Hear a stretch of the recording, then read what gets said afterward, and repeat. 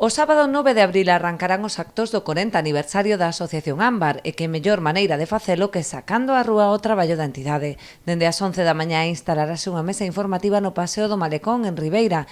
Durante a xornada desenvolveranse obradoiros de artesanía, música en directo, así como a venda de produtos solidarios.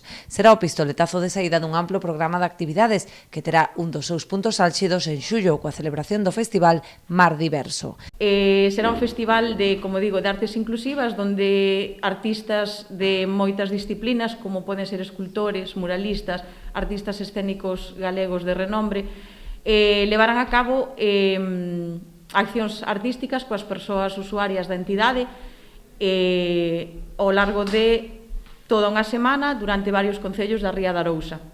O 10 de setembro terá lugar no Baiuca a gala de aniversario, pero aquí non rematarán as celebracións, posto que Ámbar anda a argallar algunha sorpresa da que non quixeron adiantar nada para pechar o ano.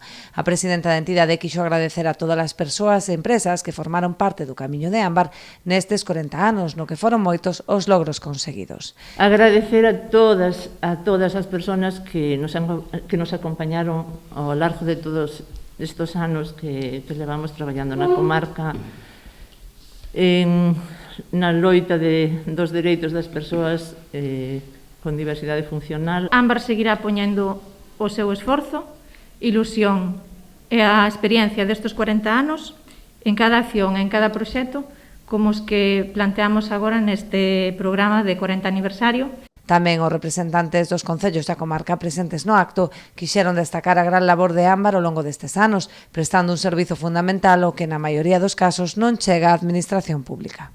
Chegades a unha función, a realizar un traballo que a veces desde as administracións é complicado.